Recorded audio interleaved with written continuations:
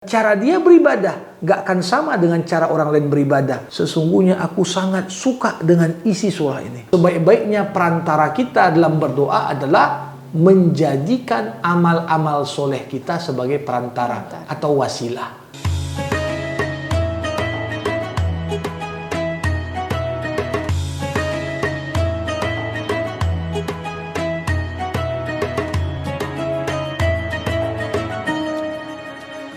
Ya, bismillahirrahmanirrahim. Assalamualaikum warahmatullahi wabarakatuh, sahabat Al-Quran. Alhamdulillah kita kembali dipertemukan dalam menyelami rahasia Al-Quran. Sahabat Al-Quran, kita sudah berada di episode ke-113 ya, sahabat Al-Quran. Dan kita di episode kali ini akan membahas mengenai surah Al-Ikhlas. Kira-kira seperti apa sih makna di balik surah Al-Ikhlas ini? Banyak sekali yang sering menyebutkan surah Al-Ikhlas, tapi tidak kemudian di sini menjelaskan mengenai bagaimana sih sebenarnya ikhlas itu yang sesungguhnya, begitu ya mungkin Ustadz ya. Kita akan coba bahas sahabat Al-Quran bersama dengan Ustadz Zamakhsyari Hasbalatai. Assalamualaikum warahmatullahi wabarakatuh Ustadz. Waalaikumsalam warahmatullahi wabarakatuh. Oke, baik. Nah Ustadz, ini surah Al-Ikhlas begitu ya, tapi sebenarnya di balik surah ini Ustadz apa sih yang akan kita bahas begitu Ustadz? Ya. Bismillahirrahmanirrahim. Alhamdulillahirabbil alamin. Wassalatu wassalamu ala asyrafil anbiya'i wal mursalin wa ala alihi wa sahbihi ajma'in. Saudari Widya dan seluruh sahabat Al-Quran, surah Al-Ikhlas. Ikhlas artinya memurnikan niat. Memurnikan. Jadi yang dimaksud dengan ikhlas di sini, bagaimana cara dan kaifiyah kita memurnikan penghambaan kita kepada Allah. Memperhambakan diri kita yang sebenarnya kepada Allah bagaimana? Inilah yang menjadi topik pembahasan di surah Al-Ikhlas ini. Nah, surah ini termasuk di antara surah yang paling utama. Dalam beberapa riwayat disebutkan, Qul huwallahu ahad, Qul a'udzu birabbil falaq, Qul a'udzu birabbin nas. Inilah 3 surah yang tidak ada yang semisal dengannya di Taurat, di Injil, bahkan di Quran sendiri. Jadi dianggap 3 surah ini yang biasa kemudian dinamakan dengan Al-Mu'awwizat. 3 surah yang memberikan perlindungan. Nah ini surah yang begitu luar biasa. Dan tentunya antara surah Al-Ikhlas ini punya keterkaitan erat dengan surah sebelumnya, itulah surah Al-Kafirun. Kalau surah Al-Kafirun, pernyataan bagaimana komitmen beragama seorang mukmin, di mana dia tidak akan beribadah menyembah Tuhan agama lain, sebagaimana penganut agama lain tak akan menyembah Tuhan yang dia sembah. Dan cara dia beribadah gak akan sama dengan cara orang lain beribadah, sebagaimana orang lain tak akan beribadah dengan cara yang sama seperti kita orang-orang beriman beribadah kepada Allah. Maka di surah Al-Ikhlas ini dijelaskan tentang hakikat Allah Subhanahu wa taala. Makanya ada beberapa riwayat menyebutkan surah ini turun merespon pertanyaan orang-orang kafir. Ketika mereka datang menghadap Nabi Muhammad mengatakan, "Sif lana rabbaka ya Muhammad." Tolong kau deskripsikan bagaimana Tuhan kau Muhammad. Sama nggak dengan Tuhan kami? Nah, turunlah surah Al-Ikhlas ini menggambarkan bagaimana hakikat Allah Subhanahu wa taala. Nah, surah ini memiliki banyak nama. Ada yang menamakannya surah Al-Ikhlas. Ini nama yang paling masyhur. Ya. Yang kedua, ada yang menamakannya surah Tafrid. Tafrid artinya apa? Mengesahkan Allah. Ada yang menamakan surah Tajrid. Tajrid artinya apa? Membersihkan Allah dari segala sifat yang tak pantas untuknya. Ada yang menamakannya dengan surah Tauhid. Bagaimana cara kita mengesahkan Allah Subhanahu wa taala. Ada yang menyebut juga surah Al-Walayah. Surah bagaimana Allah menjadi wali dan pelindung bagi kita. Ada juga yang menamakan surah An-Najah, surah kesuksesan. Seakan-akan kalau mau sukses, ya ikuti ya petunjuk dalam surah Al-Ikhlas ini. Nah, surah ini selain itu Dalam beberapa riwayat disebutkan juga keutamaannya sama seperti keutamaan membaca sepertiga Al-Quran. Ya, surah Al-Ikhlas nilainya, keutamaannya sama seperti sepertiga Quran. Makanya Rasulullah pernah mengatakan, apa nggak bisa kalian sehari semalam baca sepertiga Quran? Yang terbayang sama sahabat, kalau sepertiga Quran 10 juz. Wah, panjang kali sepertiga Quran.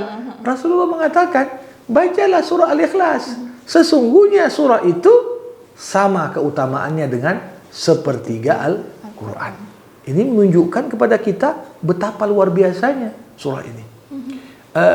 Pernah ada seorang sahabat asal sholat baca surah Al-Ikhlas saja. Nah, itu gimana tuh Ustaz? Ya, surah Al-Ikhlas saja. Ya, kemudian Nabi pun bertanya, ya, kenapa kau asyik baca surah ini aja? Sahabat tadi menjawab, sesungguhnya aku sangat suka dengan isi surah ini. Maka Nabi pun berkata, semoga Allah mencintaimu sebagaimana kau mencintai surah ini. Sukanya karena mungkin paham maknanya. Paham maknanya, karena maknanya dalam. Makanya kalau merutinkan, berangkat dari pemaknaan terhadap makna, gak masalah. Cuma kalau surat langganan karena pendek, cuma itu yang dihafal, terkesan kita seperti malas. Ya, jadi silahkan kalau bisa paham makna surah Al-Ikhlas ini luar biasa. Bisa meningkatkan keimanan kita kepada Allah dan menjadikan kita lebih mengenal hakikat Allah, Tuhan yang kita sembah. Oke, baik. Jadi seperti apa nih Ustaz agar kita semakin mengenal Allah melalui surah Al-Ikhlas ini? Iya. Kalau kita melihat surah ini kan 4 ayat dan sepakat ulama Al-Ikhlas ini surah Makkiyah, turun sebelum Nabi Muhammad hijrah. Di dalamnya apa isinya? Di ayat pertama kembali Allah katakan, Qul huwallahu ahad. Katakan wahai Muhammad, dialah Allah Tuhan yang Esa. Jadi Allah nggak katakan Qul huwallahu wahid. Wahid satu. Allah itu Esa, bukan satu. Kalau satu, mungkin menjadi 2, mungkin menjadi 3. Tapi ketika disebut Esa, tunggal, maka tak terbayangkan ada keturunan, ada pasangan, ada asal, karena Allah adalah ahadun, bukan wahidun. Ya, Allah itu adalah Esa. Maka dari itu, di sini yang membedakan konsep Islam dengan konsep agama-agama lain. Ada agama lain ngakunya kami monoteisme, Tuhan kami satu. Tapi mereka mengatakan ada Tuhan Bapa, Tuhan Anak, Tuhan Roh Kudus. Loh, itu kan ada 3. Enggak, 3 sama dengan 1, 1 sama dengan 3. Kan enggak logika. Ini bukan untuk dilogikakan katanya. Tapi konsep Islam tidak. Tuhan satu. Esa. Makanya dalam agama Nasrani ketika masuk Trinitas, sebenarnya hakikatnya Nasrani tidak lagi menjadi agama monoteisme yang sebenarnya. Dalam agama Yahudi begitu juga. Mereka mengaku Tuhan Yahweh, Allah. Tapi orang-orang Yahudi juga mengatakan, wa qalatil yahudu Uzairu ibnullah. Berkatalah orang-orang Yahudi, Uzair anak Tuhan. Padahal Uzair ini tak lain hanyalah paling tinggi sosok Nabi. Tapi tak bisa kita katakan kemudian dia itu anak Tuhan. Karena Tuhan tak beranak dan tak diperanakkan. Nah, jadi ini makna Qul huwallahu ahad. Allah itu Esa. Jangan terbayangkan ada asalnya, ada cabangnya, ada pasangannya, karena Allah itu ahad. Semua sifat Allah tunggal, Esa. Dia Maha Esa dalam keagungannya, Dia Maha Esa dalam keadilannya, Dia Maha Esa dalam kebijaksanaannya. Artinya tidak ada satupun pihak yang kemudian bisa kita katakan sebagai sekutu bagi Allah Subhanahu wa taala. Nah, Allah katakan selain Allah Esa, yang kedua Allahus Samad. Allahus Samad. Allah lah tempat kita menggantungkan segala harapan dan permintaan. Jadi kalau kita menggantungkan harapan kepada manusia, biasanya kita kecewa. Kalau kita menggantungkan harapan kepada makhluk, ya, benda, ini, itu, mungkin, ya, pada akhirnya kita mengatakan ternyata, ya, nggak sesuai dengan ekspektasi dan harapanku. Tapi kalau Allah Subhanahu Wa Taala, dialah As-Samad. Semua makhluk menuju kepadanya. Sedangkan Allah tidak butuh yang lain. Nah, jadi kata-kata Allahus Samad sebenarnya ini adalah pembatalan terhadap akidah dan kepercayaan kaum pagan. Khususnya kaum pagan Arab.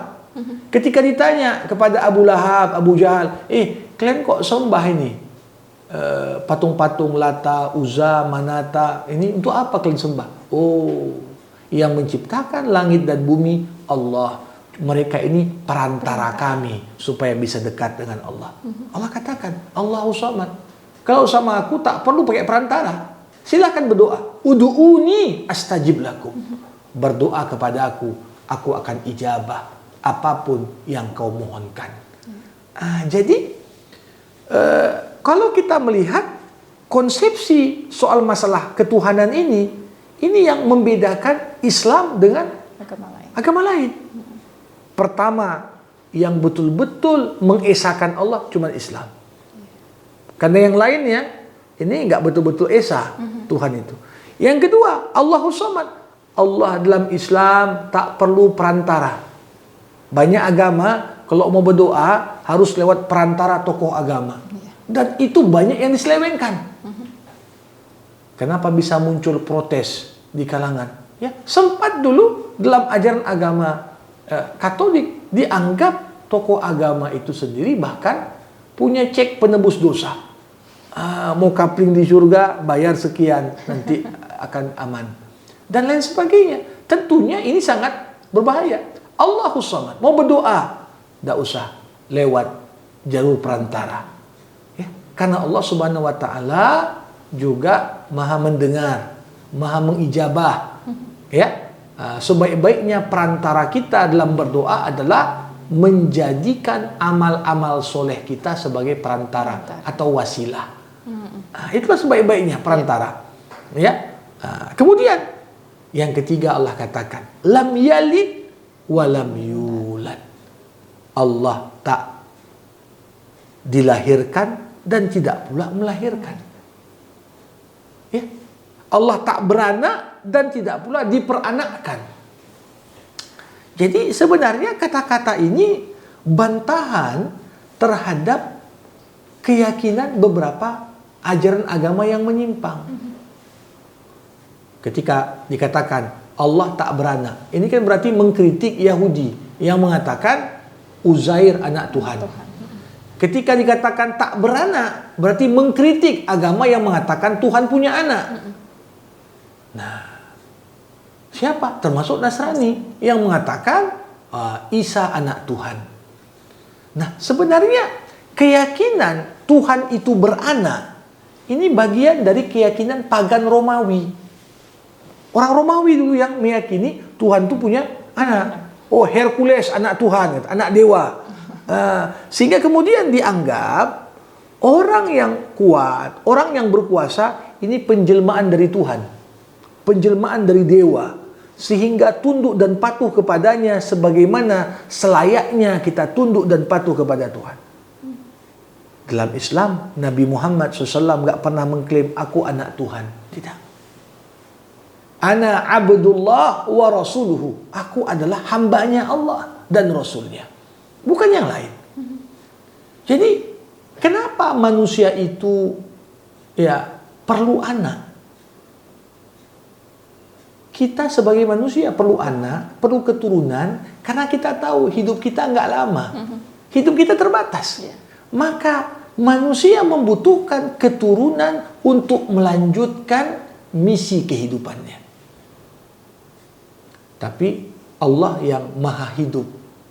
Dan ketika semua yang ada di alam semesta ini binasa Satu-satunya yang tak binasa hanyalah Allah. Ya. Kullu syai'in halikun illa wajhah. Segala sesuatu akan binasa kecuali Allah Subhanahu wa taala. Kalau Allah nggak binasa, untuk apa Allah punya anak?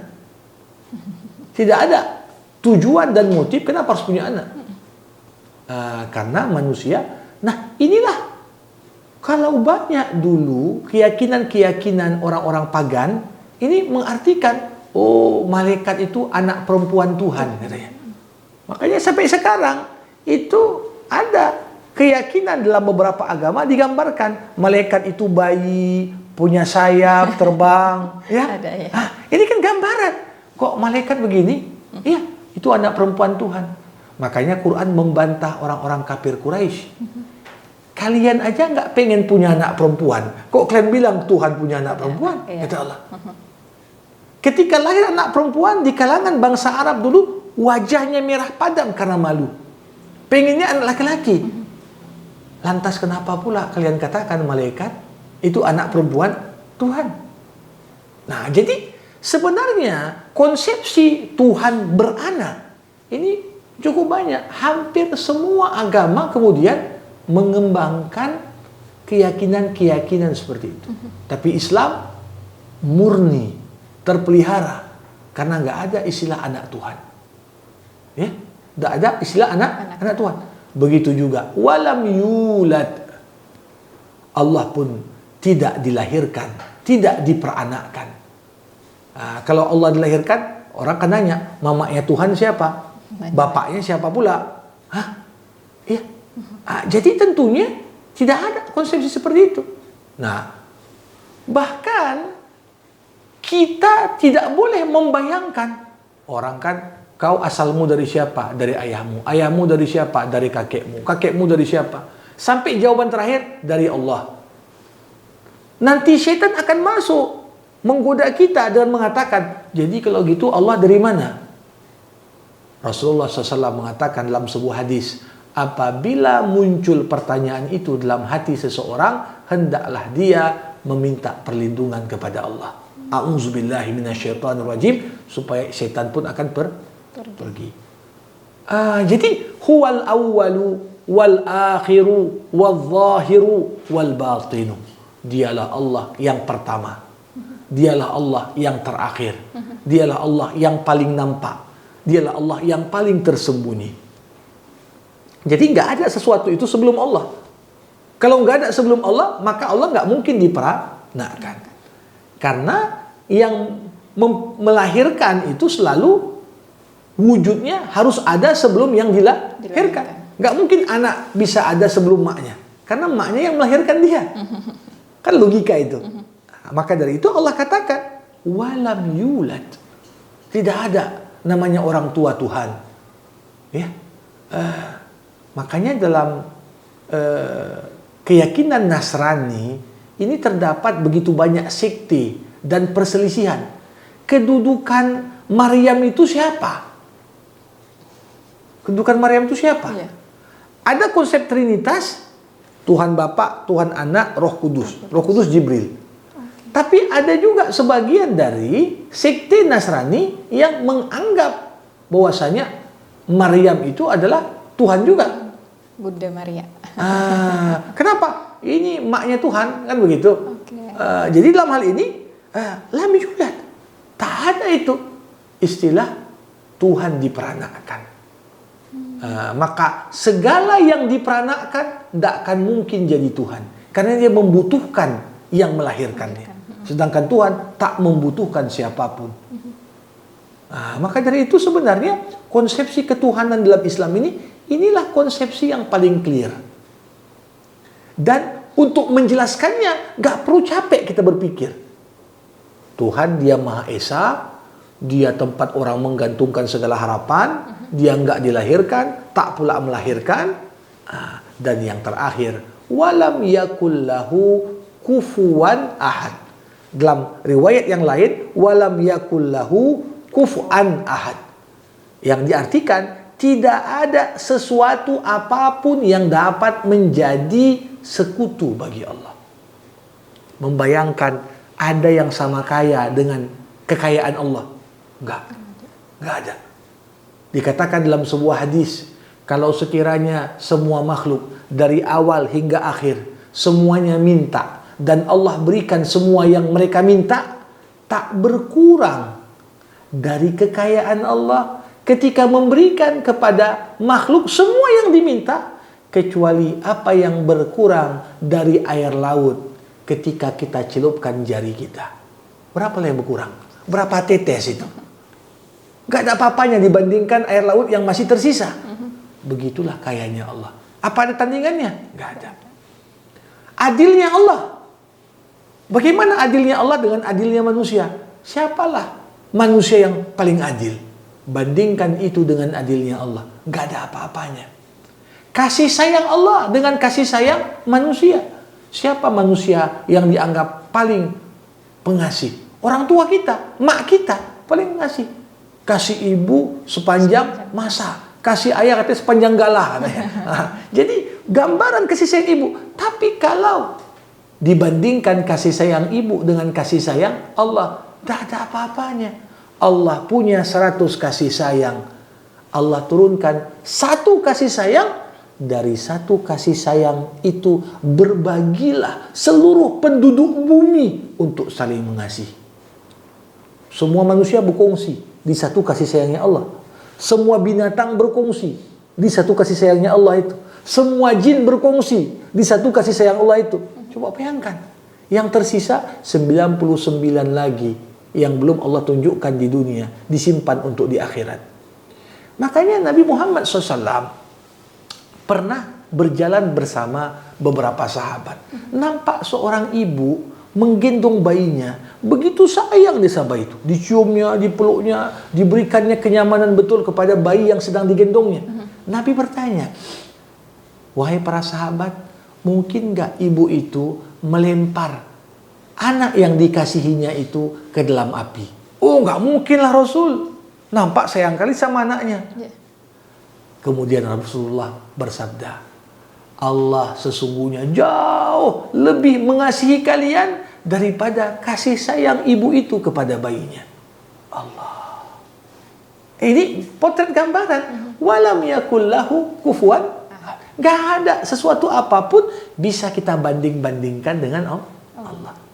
Nah, ini konsepsi tentang ketuhanan yang jelas dalam Islam. Makanya kalau kita lihat, Islam ini agama fitrah. Clear ajarannya. Clear akidahnya. Gak ada akidah yang disembunyi-sembunyikan. Ada beberapa agama itu konsepsi ketuhanan hanya boleh diketahui orang kalau udah sampai usia sekian. Atau orang yang sudah sampai pada tingkatan sekian. Artinya apa? Ilmu yang disampaikan tentang Tuhan pun ada labelnya. Tapi dalam Islam enggak. Kita bahkan disuruh ngajarkan anak kita tentang Allah bahkan ketika masih dalam kandungan. Dididik, kenalkan dia sama Allah. Nah, jadi surah Al-Ikhlas, surah yang menjadi kunci bagaimana kita mengenal Allah.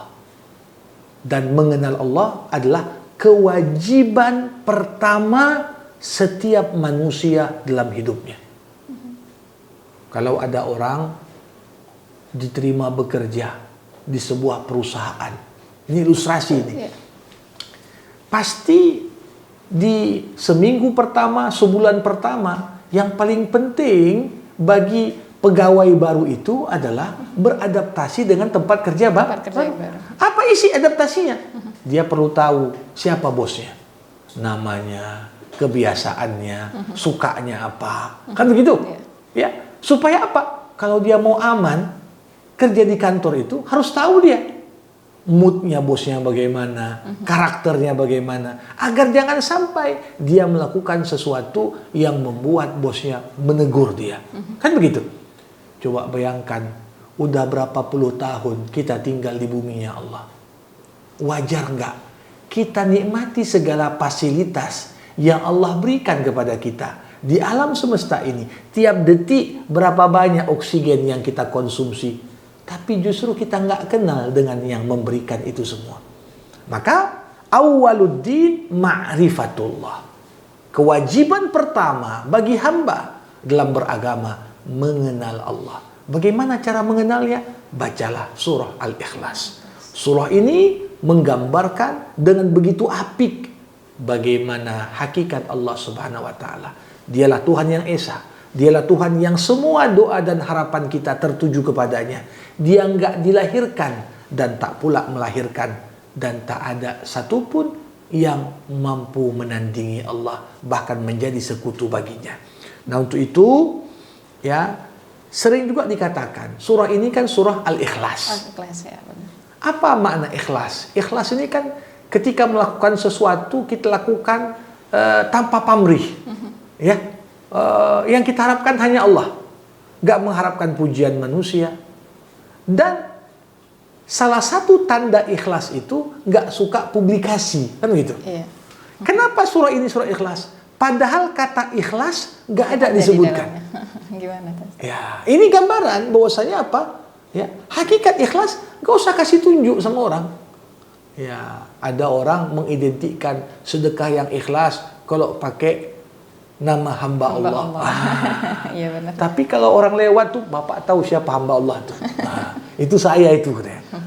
Itu kalau begitu masih ingin namanya dielulukan, namanya disebut-sebut. Ya, sebaik-baiknya manusia itu apa? Baru ketahuan segala kebaikan yang dibuatnya setelah dia nggak ada. Rasulullah itu ada beberapa amalan tersembunyi Nabi yang hanya beberapa orang yang tahu. Nabi kasih makan nenek-nenek yang padahal tiap hari nenek itu memaki Nabi. Nenek itu buta, dikasih makan tiap hari oleh Rasulullah. Setelah Nabi meninggal, tahu Abu Bakar. Kebiasaan Nabi kasih makan nenek itu dilanjutkan oleh Abu Bakar. Tapi nenek itu mengatakan, kau nggak sama seperti yang biasa kasih aku makan. Beda, dia jauh lebih lembut daripada kau. Siapa kau? Baru dikasih tahu Abu Bakar, yang kasih kau makan puluhan tahun tuh itu Muhammad yang kau maki tiap hari. Dia sudah meninggal. Baru nenek itu tahu. Kenapa? Tak ada yang mempublikasikan. Begitu juga amalan Umar, amalan Utsman, amalan sahabat-sahabat terbaik itu baru ketahuan kapan? Udah meninggal dia. Sehingga orang merasakan kehilangan. Itulah mana ikhlas. Tak perlu dikapaikan. Jadi jangan kita justru menganggap ya, ingin amalan terkesan dicitrakan seperti luar biasa, tapi bawa kameramen kemana-mana. Jadi ini kan juga merusak dari nilai keikhlasan itu sendiri. Seperti katakan ikhlas artinya memurnikan niat dan tujuan semata-mata untuk Allah, bukan untuk pujian, apalagi menghindar kecaman manusia. Wallahu a'lam. Dan ikhlas itu bukan hanya sekedar ucapan begitu ya Ustaz ya, tapi bagaimana hati kita bisa lapang gitu untuk melakukannya. Oke, baik. Sahabat Al-Quran, surah Al-Ikhlas sudah selesai ya kita bahas, dan pembahasannya sangat menarik, sangat luar biasa yang sudah disampaikan oleh Ustaz. Video aja kembali sahabat Al-Quran untuk like, komen, dan subscribe ke YouTube channel kita. Insya Allah kita akan kembali di episode selanjutnya. Wabillahi taufiq wal hidayah. Wassalamualaikum warahmatullahi wabarakatuh.